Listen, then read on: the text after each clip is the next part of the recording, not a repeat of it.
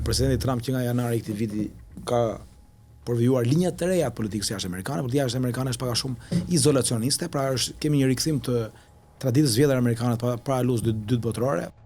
Shërbaja është një vend që e ka patur gjithmonë të rëndësishme, të gjallë dhe të fortë rrymën e politikës së jashtme ndërkombëtare izolacioniste, që nuk përfshihen shumë punë të botës, nuk merren shumë punë të botës dhe presidenti Trump ka thënë që ne do merrem me Amerikën, nuk merrem me gjërat e botës, do merrem me gjërat e botës vetëm pak dhe rrallë, do merrem i tha zëvendës sekretari i shtetit Christopher Landau, do merremi kur na kërkohet dhe kur është e justifikuar. Dihet që ka qëndrime realisht kritike ndaj NATO-s, kërkon më shumë impenjim, thotë nuk duhem mbrojmë më në ju, mbrojeni vetë, kemi të rregjit Amerikës. Është kritik ndaj BE-s, e quajti Bashkimin Evropian një organizatë të krijuar për të dëmtuar SBA-n. Po tregohet indiferent ndaj zhvillimeve në Kosovë, nuk ka folur fare, atje ka 2 muaj që nuk zgjidhet kryetari i kuvendit, ka 25 përpjekje. Pra, domethënë pati konflikt të madh ndërkombëtar midis Indisë dhe Pakistanit, ishte luftë dhe ata nuk durin fare, pra ka një zbeje, nuk është më Amerika intervencioniste para janarit të këtij viti. Kemi një Amerikë tjetër. Në këto kushte duhen parë deklarata. Dhe ajo deklarata që ku diun për gëzojmë popullin shqiptar për zgjedhje, është deklaratë fare e zbet për treguar që ne nuk kemi më interes të madh tek Shqipëria. Kjo është pak a shumë gjëja e parë. Sigurisht që përderisa thonë që ne përgëzojmë popullin shqiptar për zgjedhje, nuk i hyn fare muhabetit që ka farës, nuk ka farës, e njohin si zgjedhje që kanë ndodhur dhe njohin edhe qeverinë si qeveri legjitime dala nga këto zgjedhje. Kaq. Por shqetësues është kjo që duke qenë një mesazh aq i shkurtër dhe aq i ftohtë dhe aq i përgjithshëm, tregon që interesi i amerikanëve për çështjet tona ka rënë, përfshirja amerikane në çështjet tona është më e vogël, edhe kjo është një gjë e keqe për ne shqiptarët, me të drejtën. Kjo u dëshmua edhe nga fjalimi më pas i zënë sekretarit sekretari Christopher Landau në Dayton të Ohio. Ka pasur në harkun e 48 orëve 3 reagime faktikisht. Duhet lexuar për te këtyre apo nuk? Jo, këto janë që thash unë, pra domethënë është një tërheqje e SBA-s nga çështjet e Europës. Angazhimi amerikan në Europë është më i zbet, padyshim. Në Shqipëri përpasoj, është më i zbet. E para, e dyta, ka dhe qasë tjetër që amerikanët po thonë që partnerët tanë në Europë nuk janë ata që prekin lirin e shtypit, lirin e medias, apo që stimulojnë emigracionin, dhe këtu e ka fjalën kryesisht për Gjermaninë, për Rumaninë, për Francën, për Anglinë.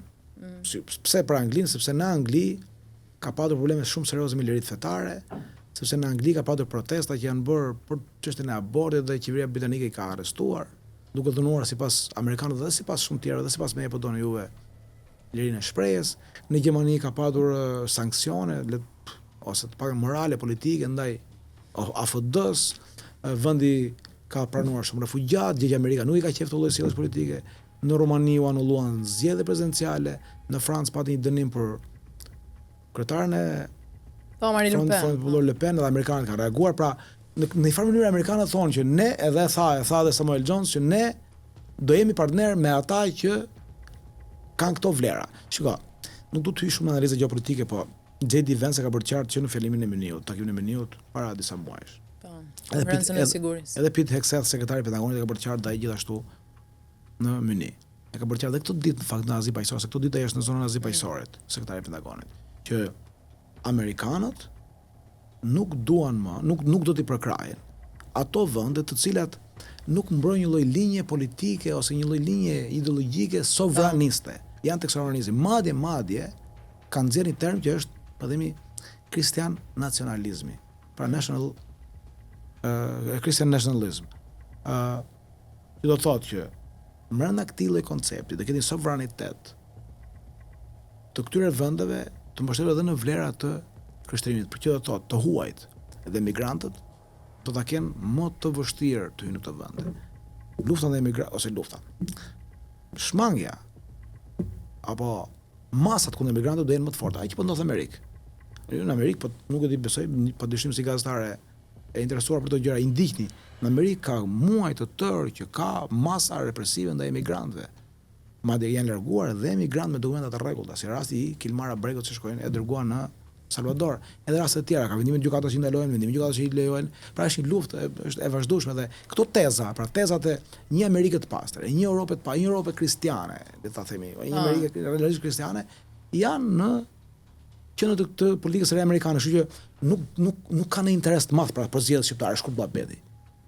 Mirë, nëse ecim me këtë panoramë projekcionush, sigurisht I bie që këtu tri pafundësisht PS dhe Edi Rama në pushtet, PD opozitat mos bëj kur rotacionin, ne aspirojmë Europën në afat shkurtër, madje siç thot kryeministri Rama.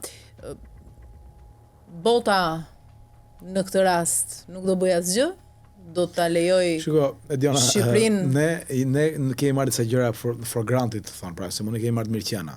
Ne kemi marrë mirëqenia që do kemi paqe, ne kemi marrë mirëqenia që do kemi zgjedhje të lira, do kemi qeveri që ndërroa, nuk u dion. Nuk është kështu. Presidenti Reagan ka thënë vitet 80 që nuk do marrë për granted as liria, as demokracia, as e drejta. Këto janë vetëm një brez larg zhdukjes.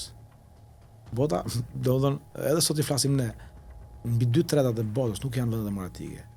Bota shumë kohë nuk ka qenë demokratike. 150 vite ka patur probleme serioze, sidomos nga 45-a në 90-ën pati probleme të mëdha me totalitarizmin komunist. Falni. Nga vitet 20 ca deri në vitet 40 ca, fashizmi, nazizmi u bën një murtaj për botën. Pra, kështu që rreziqet janë të mëdha ende. Po, patjetër, mund të kemi perspektiva shumë të zymta. Unë shpresoj shumë që të mos ndodhen kurrë, po. Perspektiva zym kuptimi që edhe BE-ja mund të ketë një krizë, një çarje. BE-ja ka vështirësitë veta sot. NATO mund të ketë një krizë, një çarje. Që sot do ndodhi kjo do jetë shumë më keq dhe nuk do ta ketë një në botë fare. Ka demokraci këtu. Kështu që në këtë kushte i takon elitës politike të shqiptarëve që të mendojnë mirë, gjërë dhe gjatë, që gjërat janë gjitha të rrezikuara. Edhe po edhe Rama mund të rri, pse mund të rri dhe dikush tjetër. Domethënë, kohët nuk janë të mira. Kështu që në këto kohë ka nevojë për përgjegjësi shumë të madhe, ama nuk mund të merremi ne na di tani të rriun kryetar, mos rriun kryetar, të rriun komunist, mos rriun komunist. Bëj gjithçka që do komunistër. Blia ne shit tej fal gjova, bëj gjova gjithë jetën e vet tu i bër makinacione si të rimbushtetë ose makinacione si të rikotar opozite. Kjo është dëshmi e liderit vogël, e leadershipit mendi shkurtër, mendi vogël që e ka menjen vetëm si të kënaqë egon e vet dhe epshin e vet politik, por thashë herë, deri tani ne kemi qenë mbrojtur nga rrethana gjeopolitike, kemi qenë mbrojtur nga atmosfera në cilën jemi. Pra ne bota ka qenë paqe, Europa ka qenë paqe këto vite, paqe e brishta e paqe. Pas rënies komunizmit, BE-ja ka qenë aty, SBA-ja ka qenë aty dhe çfarë do lloj budalliqi që bënim ne këtu. Tu i vjedhë, tu i tender të bëj rrumuin, ne prapë kishim garantuar sa gjëra bazike. Një lloj paqe, një lloj sigurie, në fakt. Mund mos i kemi, jo domosdoshmërisht. Pra nuk mund të thuhet që i do t'i kemi. Këtë mungesën e gjatë ambasadorit amerikan në Shqipëri u e lidhni pikërisht me këtë që thatë? Ka me mos interes. Ka dy faza, ambasadori amerikan në Shqipëri që nga koha e largimit Yuri Kim para një 2 vitesh ndoshta nuk ka ardhur për shkak të konfliktit të thellë politik SBA në radhë parë. Pra deri në janar nuk erdhi për shkak të konfliktit të thellë politik SBA. Nuk e di sa thash herë, po në SBA Partia Republikane zhvilloi një luftë shumë të fuqishme ndaj presidentit Biden. Senati amerikan u bllokua dhe nuk kalonte në procedurë miratimi dhjetra kandidatura që u propozuan. Për shkak të agjendës politike ideologjike të presidentit Biden. Ata nuk e pranojnë dot atë agjendë, ishte agjenda e abortit, agjenda e LGBT, se me radhë ata thonin që nuk e lejojmë atë gjë. Është pra çështjet e të drejtës për aborti kishin ata që punonin në Pentagon me radhë. Edhe nuk e lejuan. Bile jo çështjen e ambasadorit shqiptar, por çështjen e dhjetra funksionarë të tjerë, edhe general lart të ushtrisë. Mbështetja amerikane pa drejtues, pa general, ka qenë acting generals, acting commanders. Pra, tani kjo gjë është zgjedhur, pra Senati e ka fuqinë. E ka numrin, e ka presidentin, pra po do e bën që nesër. Por nuk e ka interesin, nuk e ka mendjen tash këtu. Pra tani në këtë fazë jemi edhe besoj që ne për ikot gjatë jemi pa ambasador. Mund të vazhdoj kështu edhe një vit dy tjerë, nuk është se ka njëri mendjen të merret me këtë punë. Tash herë, ka një tërheqje të shërbas ato gjëra. Po nuk e kuptoj këtë gjë. Jemi duke fol kot. Për të mbetur te konteksti. Pra ata që pretendojnë që SBA do hyjë do vi do bëj namën e zi, jo, e kanë gabim, nuk do bëj asgjë gjë. Të flasë kështu, në përgjithësi. Tani, për të mbetur te konteksti i zgjedhjeve edhe pak edhe tek i perspektivës po ashtu për të ardhmen, shihni potencial tek të rinjt që ishin jo pak në zgjedhjet e 11 majit, morën një rezultat. Nuk shoh asgjë të jo aq në pritshmëritë e tyre, por nuk shoh në gjë shumë të madhe dhe keni fjalën për forca reja politike. Po. Jo, sepse e para, sistemi jon politik është i mbyllur. Çfarë do thotë i mbyllur? I mbyllur do thotë që një elitë politike e gjatë 30 vjeçare, 30 vjeçare, që ka ndërruar pushtetin herë tjetra, ka prodhuar të njëjtën bazë ekonomike dhe të njëjtën bazë mediatike. Pra, biznese klienteliste mediat janë të dy partive, ose të kësaj elite, po që njihu këto. Gjithashtu kjo elit kërcënohet nga spaku. Atëherë bëhet dhe më e kalcifikuar. Baza mediatike dhe biznesi klientelist gjithashtu bëhet më i kalcifikuar dhe më solid. Edhe mendësia e njerëzve, edhe ligji elektoral dhe shumë ligje tjera funksionojnë për të mbajtur këmbë këtë elitë. Kështu që është shumë e vështirë, ky sistem mbyllur, është shumë e vështirë që ky sistem mbyllur të çahet nga një parti e re. Pra, nuk ka mjete të duar, nuk ka burime të duara. Mjetet ku ajo komunikon, mënyra se ajo komunikon, gjithçka, pra burimet e sistemit, le të themi, në tërësi janë të tilla që nuk e lejojnë atë të ketë rezonancë në shoqërinë. Pra, nuk ka aksesin e dur si partitë e mëdha, ligji nuk është favorin e saj, baza ekonomike, baza mediatike, unë e shtoj edhe një gjë tjetër, edhe krimi është i lidhur me dyja. Pra, dy partitë kanë edhe të njëjtën bazë krimi, pra kanë të njëjtën bazë ekonomike, të njëjtën bazë mediatike dhe të njëjtën bazë krimi. Po doni kanë edhe të njëjtën gjuhë, po doni kanë edhe të njëjtën sjellje. Kështu në këto kushte është shumë e vështirë. Edhe do ta shohim, kemi për ta parë. Ndonse për shkak të konsumit gigant të dy partive të mëdha, ato prodhuan diçka, ca shkëndija. Ato 60.000 vota, 70.000 vota, 50.000 vota, 12.000 vota të llapajt apo të agronshet, janë një shkëndije, por nuk do rriten dot. Nuk besoj që do rriten dot. Unë do doja shumë që të rriteshin. Unë do doja që të ishin shumë më shumë, të ishin një grup parlamentar 10-15 deputetë që të bënin, po të ishin kaq do ishte histori tjetër. Por po të ishin bashkuar ndoshta apo Po, edhe këta kanë kuvizionet e veta. Këta janë politikanë me pak përvojë. Këta janë politikanë me pretendime të mëdha dhe me besim më të shumë nga ç'duhet tek vetja dhe me vlerësim më të madh nga ç'duhet për veten e tyre. Shiko, thelbi i politikës është të njohësh faktin që je i kufizuar. Të njohësh faktin që nuk mund të bësh dot atë që do. Të njohësh faktin që do duhet të negociosh me të tjerë, do duhet të bashkëpunosh me të tjerë. Pushteti është fuqia për të organizuar dhe për të koncertuar veprimin me të tjerë. Ky është pushteti. Nëse ti të humbet aftësia për të organizuar me të tjerë, nuk ke pushtet. Edhe kryeministri Rama, nëse kryeministri Rama nuk do arrit të koncertojë dot veprimin e fuqisë vet, e grupit vet, e partisë vet, e njerëzve vet, do bjerë nga pushteti.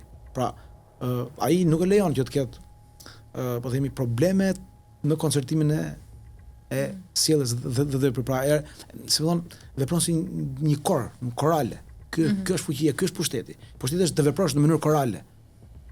Këta nuk e bën dot, sepse kanë kufizim. Tani status quo nuk e rrezikon askush, as bota, as të rinjt, as jo, ka rrezik. Ka një rrezik. Ka një rrezik që ne nuk e them. Tani mbetet një alternativë fundit, se unë s'kam të tjera. Spaku për shembull.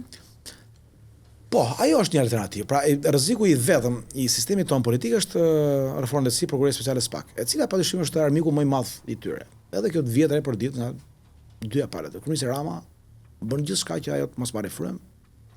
Ish kryeministri Berisha është më përdit, partia politike është më përdit, pra sepse ato të dyja janë prekur në mënyrë të dukshme. Ministrat, ish kryeministra, zyrtari i lartë me është i prekur. Tani kjo do varet shumë sepse SPAK-u nuk mund të ketë fuqi ta bëjë të gjë pa përkrajën e fortë ndërkombëtare. Deri ka qenë përkraja e madhe amerikane. Për fat i madh, ka dashur zoti që amerikanët nuk janë tërhequr nga SPAK-u.